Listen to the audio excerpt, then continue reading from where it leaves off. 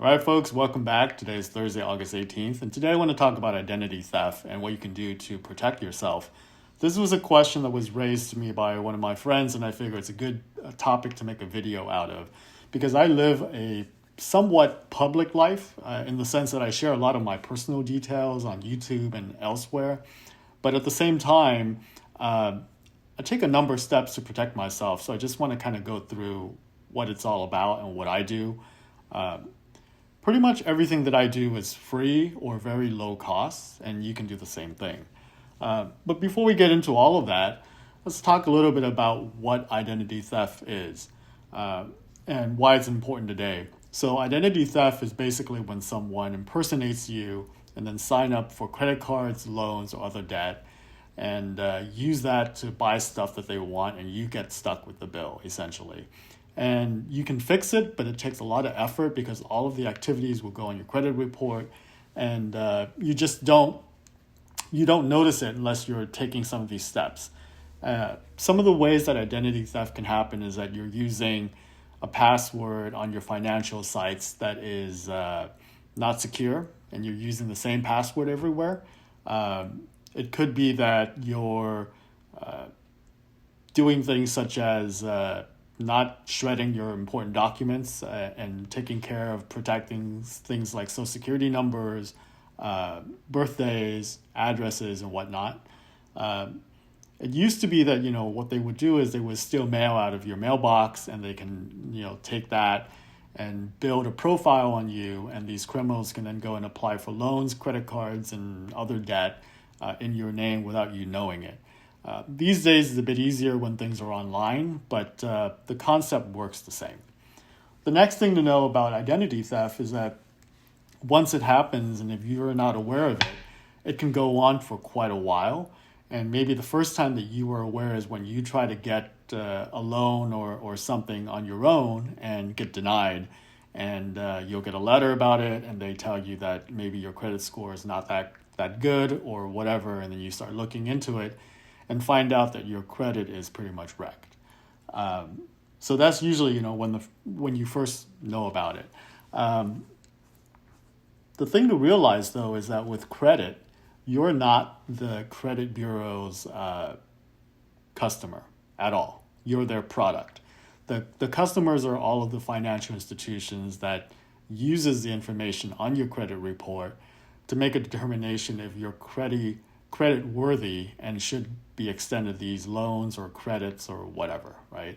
So that's the first thing to realize. In the US, the big three credit bureaus are Experian, Equifax, and Transunion. And like I said, you're not their customer, so you have to be very careful when you're dealing with them because it's not in their interest to help you. You're their product that they sell to these financial institutions. So that's the background. So what do I do to protect myself? Putting a lot of my information online. Well, the first thing is that even though I do put a lot of information online, I'm pretty vigilant about protecting my other public presence online, like social media account. So my social media accounts are pretty much locked down. Unless you know me personally and we have some kind of prior relationship, my social media is not public. About the only thing that's public is maybe my Twitter account, but there I don't post anything that people will know about me and my life and any of that. I use Facebook and Instagram primarily social media wise, but like I said, those are locked to my friends only and not viewable by the public. So if you try to search for me, you're not going to find it. The other thing I do is I use a VPN. So this is my VPN up here. It's called Private Internet Access. Right now it's off, but I can just click the on button here and it'll turn green and I'll get connected and then I'm pretty much protected. I usually don't use my VPN when I'm at home on my home network because my home network is pretty secure. I do not share the password with anybody that I don't trust, and on my Wi-Fi, I set up a guest Wi-Fi if I need to give it out to contractors or other people that come to my house to do work that I don't know. I will ask them to use the guest Wi-Fi. But I do have a VPN. The one that I've used in the past is NordVPN and Private Internet Access. They're both very good. They work on Mac, Windows, mobile devices. So what I use with my VPN is that when I am out and about and need to check on my financial institution, whether it's bank, my credit cards, my brokerage accounts, I turn on the VPN on public Wi-Fi. The challenge with being online in this day and age is that when you're out and about using public Wi-Fi, you could be a victim of what's called the man-in-the-middle attack. So there will be a Wi-Fi hotspot that stands between you, your mobile device, and then your financial institution. And they can see everything that you put in, your username, your password, all of that. So when you're out and about, unless you're on your primary carrier, just cellular data, you should have Wi-Fi if you're going to be accessing your financial institution. So I have that on my phone, on my iPad, and I make sure that I turn it on when I look at my accounts outside of my home Wi-Fi network. Number two is that I turn on, when available, what's called two-factor authentication. This is 2FA, the abbreviation, you usually see it. And it could be a variety of things. You could have an authenticator app on your phone where after you log into a financial institution, you have to go to the authenticator app and validate that it's you logging in. That's one method. The other is either sending a code by text message to your phone or a code to your email, and then you have to enter that code even after you've entered your username and password. I do this religiously so that you can't just have my username and password and get in. You need a second method, so that's why it's called two-factor authentication. The third thing I do is I establish a separate email address to be used only with financial accounts.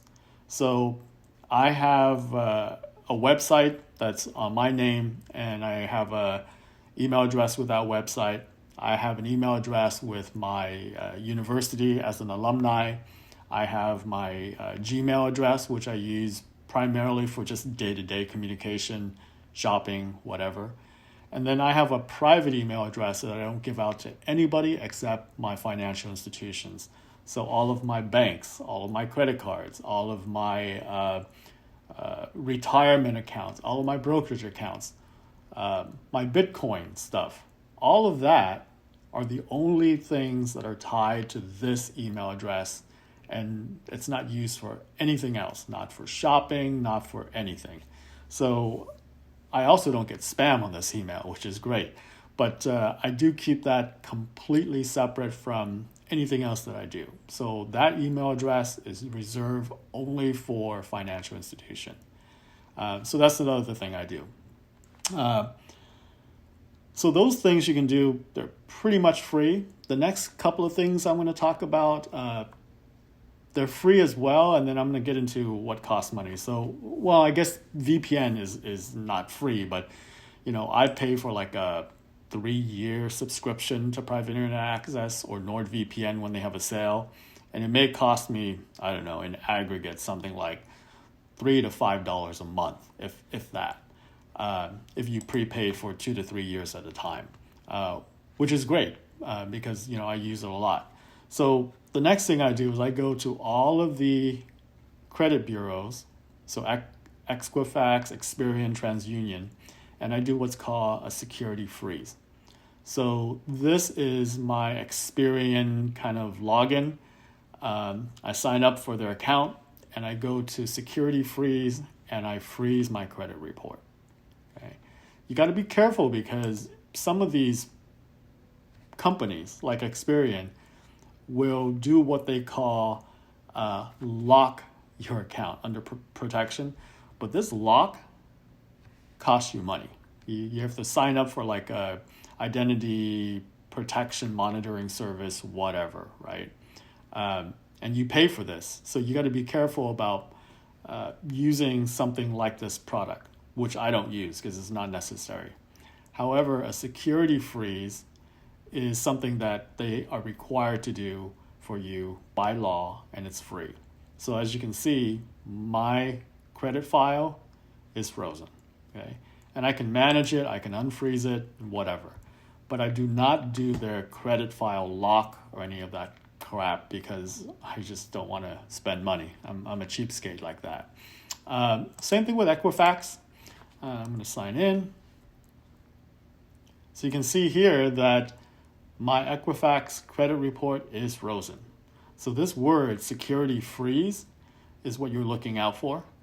And like I said, this is something that is required by law that they offer you. I do the same thing with Transunion. So when I log into my Transunion account, I have a freeze on this. So if I go to my freeze status, my report's frozen. Okay. So what's important about this? Well, remember when I said that you're not the customer for these credit bureaus, but the financial institutions are? Well, the financial institution don't know you from Tom, Dick, or Harry, right? So what they do is they go after you provide, you're applying for a credit card or a loan, and you give them your birthday, your social security number, your address, past addresses, whatever the case may be. They use that information to go to one of these 3 credit bureaus, and they get a score for you that the credit bureau is selling to them.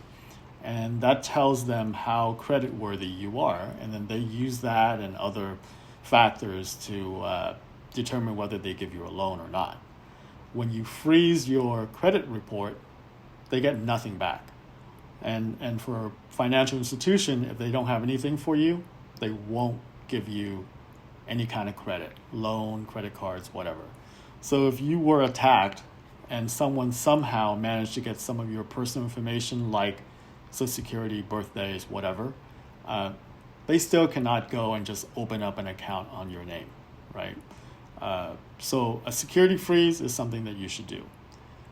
The other thing that I do on a regular basis is look at my credit report. So this is free. You can do it once a year. And it's a site that's called freecreditreport.com. So this is by law as well. And you can do this once a year. And you can get a credit report from all 3 bureaus. So I don't know if this is the one. This looks a little bit suspect to me. Free annual credit report. So that may be it, and they just change it. So let me take a look here. So when you go to a .gov website like the CFPB, the Consumer Financial Protection Bureau, this is where you can definitely verify if it's the one that the government is making them do. So I think it is this. So let me take a look. Yeah, it just looks different. But I go here every year and I get my credit report and I review it. You got to verify your identity and all of that. But you can do this once a year. For me, I do it every October. Why?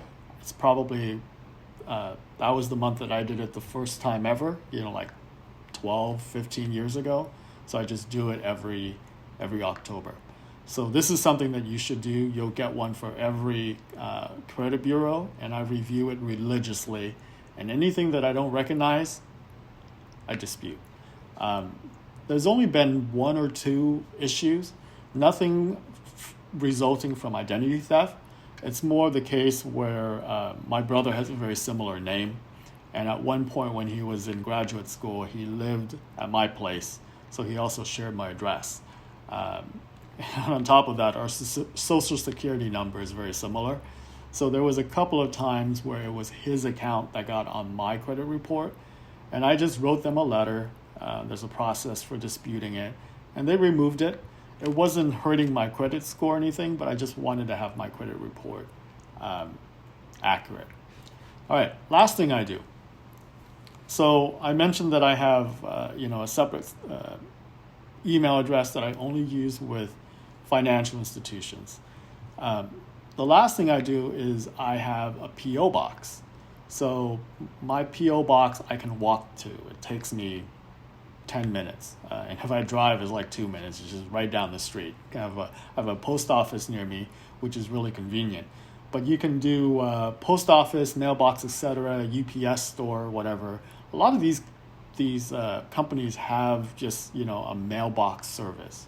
I just happen to use a PO box, and what I do with that is the mailing address for everything that's financial related, my tax return, my bank statements, my brokerage accounts, my credit card, all of that goes to the PO box. It does not go to my house. So this minimizes the chance of someone, if I'm traveling and on vacation or whatever, that they go through my mail. If they do that, they're not going to get anything interesting. They're going to get, junk mail, basically, jury notices or stuff like that. But everything that is kind of financial related goes to the PO box. So this includes things like, insurance for the homeowner's policy, auto insurance. What else do I put there? Auto renewal from the DMV. So you can go on the DMV and set your mailing address completely separate from your home address. And that way, no one can steal your mail and intercept, like a credit offer or whatever on your behalf, and then go sign up and take your identity and then reroute your mail to somewhere else, right? They don't have the key to my PO box. So those are the things that I do that helps me to have not experienced an identity theft, knock on wood. And I hope it helps you. A lot of it is free. The only thing that costs money is the VPN and signing up for a mailbox of some type that's separate from your home. Anyways, good luck. I hope that answers your question. If you have any questions on identity theft, credit, and all that stuff, just leave a comment and I'll try to get back to you. Thanks. Later.